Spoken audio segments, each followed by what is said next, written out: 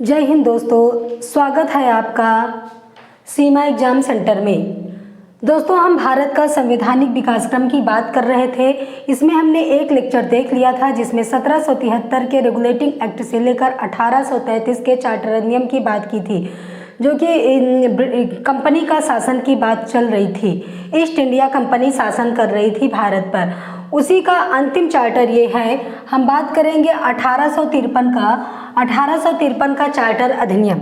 इस अधिनियम में देखिए क्या क्या कहा गया है। पहली बात तो ये कंपनी का जो ईस्ट इंडिया कंपनी के द्वारा ये अंतिम चार्टर है। कैसा चार्टर है ये? अंतिम चार्टर है। और इसमें क्या किया गया कि पहली बार गवर्नर जनरल के पारिषद के विधायी और प्रशासनिक शक्तियों या कार्यों को अलग कर दिया गया। यानी जो गवर्नर जनरल थे उनकी जो विधायी शक्तियाँ, विधान बनाने की या कानून बनाने, विधि बनाने की शक्ति, और जो प्रशासन करने वाले हैं, सरकार चलाने वाली, दोनों शक्तियों को क्या कर दिया गया? अलग अलग कर दिया। यानी कि कानून अलग लोग बनाएंगे और शासन अलग लोग चलाएंगे। ये पहली बार हुआ।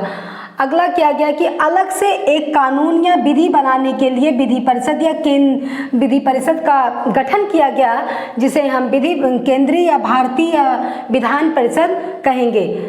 तीसरा, सिविल सेवकों की के लिए खुली प्रतियोगिता का आरंभ किया गया। यानी सिविल सेवकों की जो भर्ती करना है उसके लिए खुली प्रतियोगिता होगी, यानी एग्जाम होगा, परीक्षा होगा, जिसको कि भारतीय भी दे करके कंपनी में आ सकते थे। इसके लिए क्या है कि 1854 में एक मैकाले समिति बनाई गई। 53 में ये अधिनियम आया था। 1853 में अधिनियम आया और 1854 में मैकाले समिति बनाई गई, जिसके द्वारा खुली प्रतियोगिता का आरंभ कर दिया गया। अब देखिए, दूसरा पहला फेज हमने देखा था पहले वीडियो में, पहले लेक्चर में, कि जो हमारे भारत पर शासन था वो दो तरह से। एक तो ईस्ट इंडिया कंपनी हम पर शासन करती है, 1773 के रेगुलेटिंग एक्ट से हमने देखा था।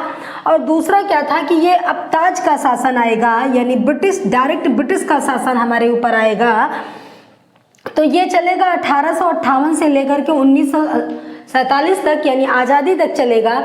होता क्या है कि आपको पता है कि 1857 का विद्रोह होता है, जिसे सैनिक विद्रोह या प्रथम स्वतंत्रता संग्राम भी कहा जाता है। इसके पहले भी 1857 के पहले भी पूरे भारत में तरह तरह के छोटे छोटे विद्रोह हो रहे थे, लेकिन उनको किसी न किसी तरह अंग्रेज क्या करते थे? वो दबा देते थे।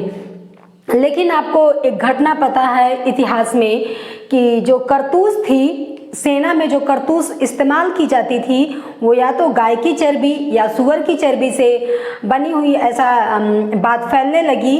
तो उसके लिए भी जो गाय है वो हिंदुओं से संबंधित है और जो सुअर है वो मुसलमानों से संबंधित है।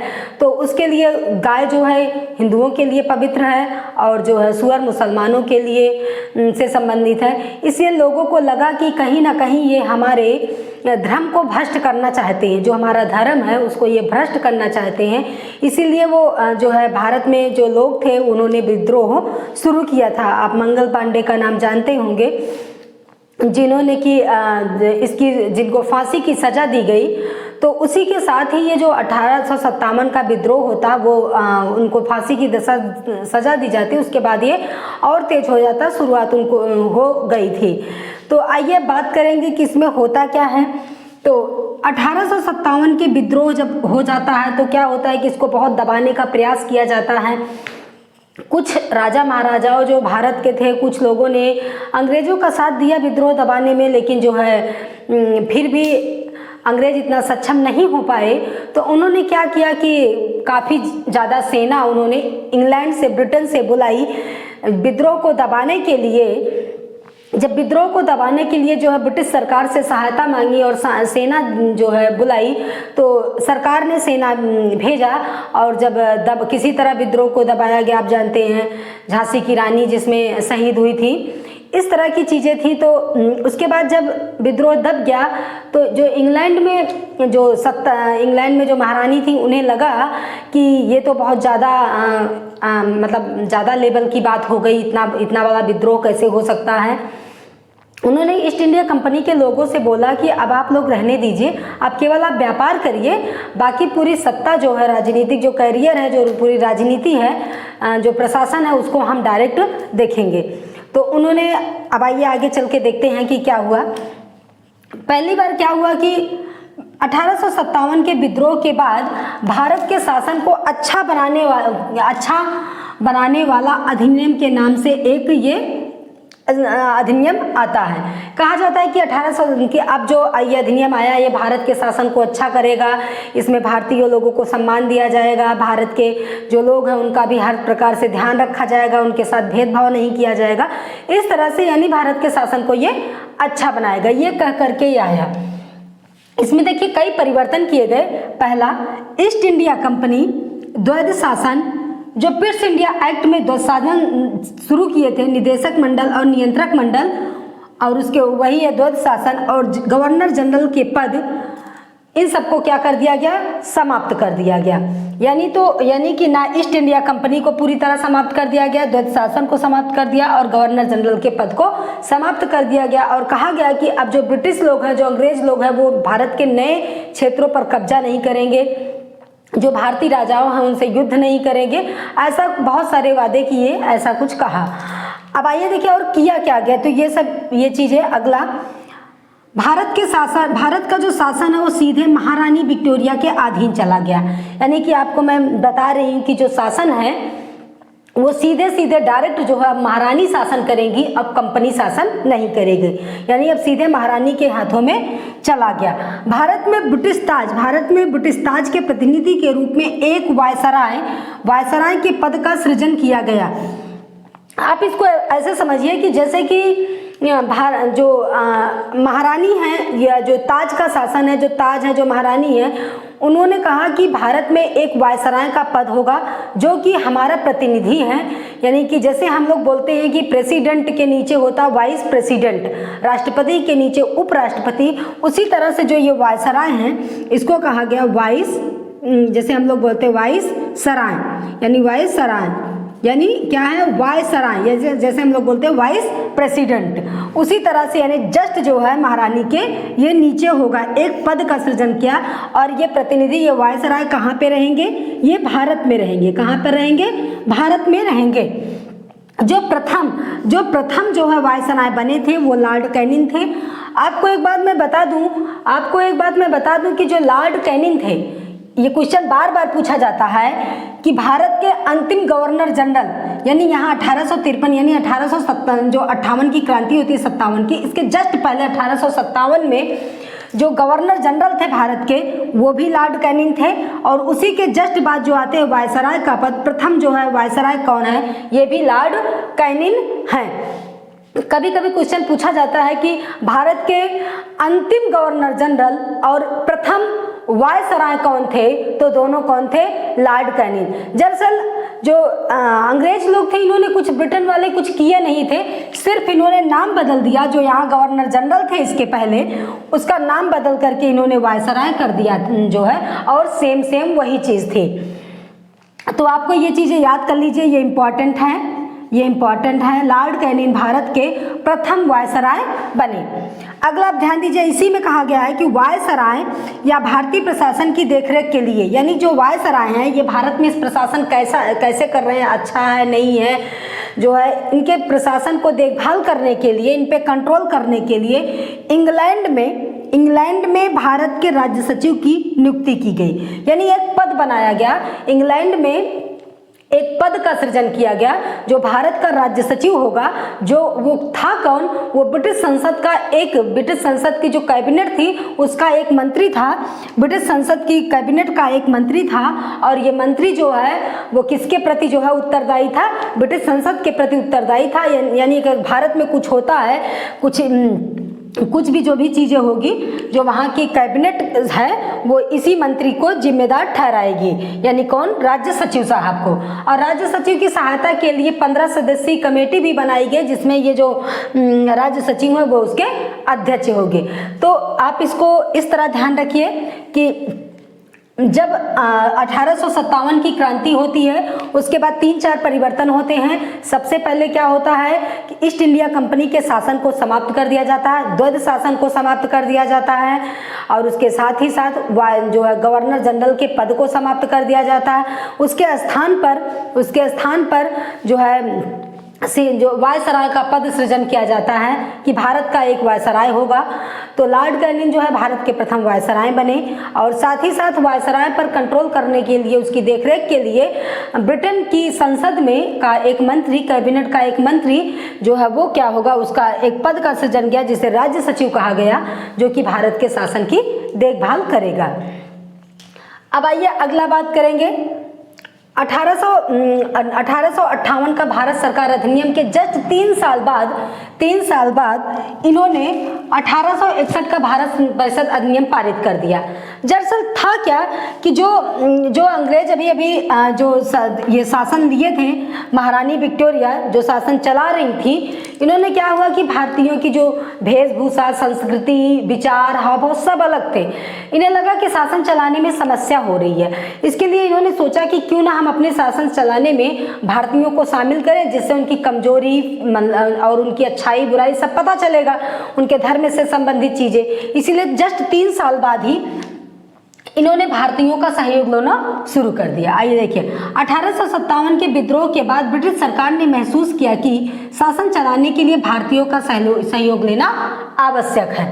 तो इसके लिए उन्होंने करेंगे क्या, पहला, कानून बनाने वाली संस्था में या जो विधि बनाने वाली संस्था में, यही विधि परिषद या केंद्रीय या भारतीय विधान जो परिषद है, उसी में गैर सरकारी सदस्यों के रूप में 3 भारतीयों को मनोनीत करने की शक्ति वायसराय को दे दी और कहा कि जो वायसराय है, जो भारत का वायसराय है, वो विधि बनाने वाली जो विधान परिषद है, उस संस्था में गैर सरकारी सदस्यों के रूप में 3 भारतीयों को शामिल कर सकते हैं, यानी उनको शक्ति दे दी गई। दूसरा, वायसराय को आपातकाल में, अगर आपातकाल लगा हुआ है तो उस समय वायसराय काउंसिल या परिषद की सलाह के बिना अध्यादेश जारी करने की शक्ति दे दी गई, जो 6 माह के लिए होती थी। यानी कि अगर मान लीजिए आपातकाल लगा है, जैसे आज भी होता है, अगर आपातकाल लगा रहता है तो क्या होता है कि अगर राष्ट्रपति जी कोई अध्यादेश जारी कर देते हैं तो 6 माह के लिए वो कानून बन जाता है। तो उसी तरह से वायसराय जो आपातकाल में काउंसिल की सलाह के बिना, काउंसिल सलाह दे या ना दे, अध्यादेश जारी कर देंगे जो कि 6 माह के लिए होगा। तीसरा, मद्रास और बंबई को पुनः विधायी शक्तियां दे करके विकेंद्रीकृत की प्रक्रिया शुरू की गई। आप जानते हैं कि इसके पहले क्या किया गया था कि केंद्र की प्रक्रिया 1833 के चार्टर में आपने देखा कि जो बंगाल, पूरे भारत का गवर्नर जनरल जो है उसमें कर दिया गया, यानी कि पूरे कानून बनाएगा पूरे भारत का गवर्नर जनरल जो है।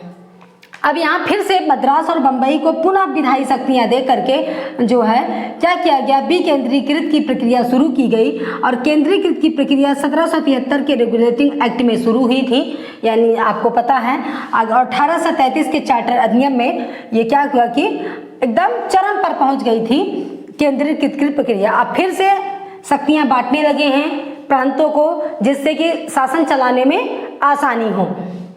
तीसरा, अन्य प्रांतों, पंजाब, बंगाल, उत्तर पश्चिम सीमा प्रांत, आप इसको समझ लीजिए, ये जो आज का हमारा उत्तर प्रदेश है वही है सीमा प्रांत, के लिए विधान परिषद का गठन किया गया। यानी कि प्रांतों में भी विधान परिषद का गठन किया गया।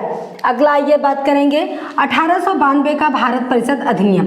1892 का भारत परिषद अधिनियम में केंद्रीय और प्रांतीय विधान परिषदों में गैर सरकारी सदस्यों की नियुक्ति के लिए सीमित और अप्रत्यक्ष निर्वाचन की शुरुआत की। ये पहली बार हुआ। केंद्र में भी और प्रांत की जो विधान परिषद है उसमें गैर सरकारी सदस्यों की नियुक्ति, यानी गैर सरकारी सदस्यों को आप समझिए भारतीयों की नियुक्ति के लिए सीमित और अप्रत्यक्ष निर्वाचन की शुरुआत की गई। साथ ही केंद्रीय और प्रांतीय विधान परिषद के सदस्यों यानी भारतीयों को वार्षिक बजट पर बहस करने और सरकार से प्रश्न पूछने का अधिकार दिया गया। अब जो केंद्र और प्रांत हैं, दोनों की विधान परिषद के जो सदस्य हैं यानी जो भारतीय हैं, जो चुन करके गए हैं, जो अप्रत्यक्ष रूप से निर्वाचित होकर के गए हैं, वो वार्षिक बजट पे, जो साल भर का बजट है, उस पर बहस कर सकते हैं और सरकार से यानी जो कार्यपालिका जो शासन चला रहे हैं उससे प्रश्न पूछने का अधिकार दे दिया गया कि आप प्रश्न कर सकते हैं। अगला, केंद्रीय और प्रांतीय विधान परिषदों में, केंद्रीय और प्रांतीय, केंद्र में भी और प्रांत में दोनों परिषदों में 10 से 16 गैर सरकारी सदस्यों की नियुक्ति की गई, लेकिन अभी भी जो बहुमत है वो सरकारी सदस्यों का अर्थात अंग्रेजों का ही बना रहा। तो केंद्र में भी, केंद्र की विधान परिषद में भी, और जो राज्यों या प्रांतों की विधान परिषद है उसमें भी 10 से 16 गैर सरकारी सदस्यों अर्थात भारतीयों की संख्या की नियुक्ति की गई सदस्यों की, लेकिन फिर भी जो है जो बहुमत है वो सरकारी सदस्यों का रहा। और सरकारी सदस्य किसको कहते हैं? अंग्रेजों को कहते हैं। तो अगला ये बहुत इंपॉर्टेंट है, इससे कई बार क्वेश्चन आते हैं। 1919 का भारत परिषद अधिनियम, 1919 के भारत परिषद अधिनियम को मार्ले मिंटो सुधार भी कहते हैं, मार्ले मिंटो सुधार कहते हैं। मार्ले जो थे वो ब्रिटिश संसद के जो कैबिनेट के जो एक मंत्री थे, जो राज्य सचिव थे, राज्य सचिव मार्ले साहब थे, और जो मिंटो थे वो भारत के वायसराय थे। तो कहा गया कि पहली बार भारतीयों को वायसराय और गवर्नर की कार्यपालिका परिषद में शामिल किया गया।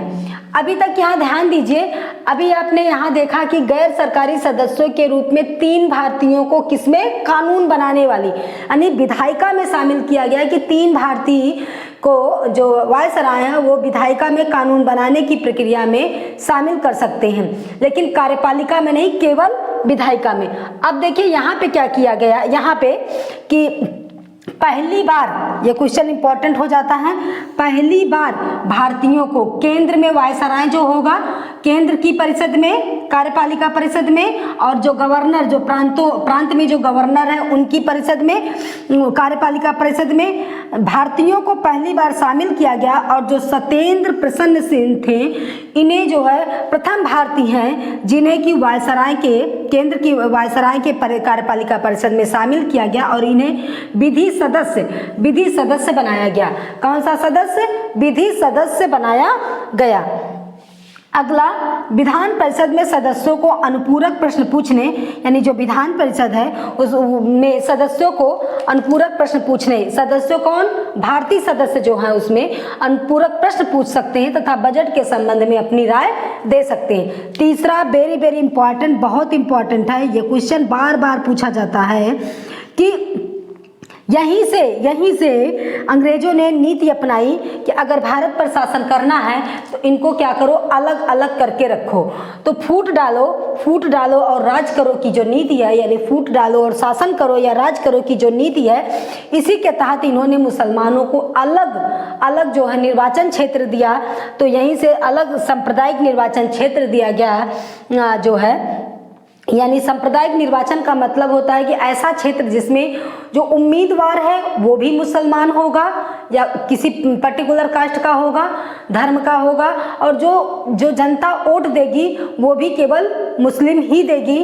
तो सबसे पहली बार मुसलमानों के लिए इन्होंने किया कि क्षेत्र डिसाइड कर दिया कि इस क्षेत्र में मुस्लिम उम्मीदवार होगा और मुस्लिम मतदाता ही उसे वोट देंगे। इसे सांप्रदायिक बोलते हैं, सांप्रदायिक। और ये मुसलमानों के लिए पहली बार इन्होंने, इसीलिए जो ये मिंटो थे, जो वायसराय थे, मिंटो को सांप्रदायिकता का जनक या दंगा फसाद का जनक भी हम कहते हैं, क्योंकि मिंटो के समय में ही ये पहली बार, मिंटो ने ही सबसे पहले इसको भारत में सांप्रदायिकता का जो है शुरुआत किया था।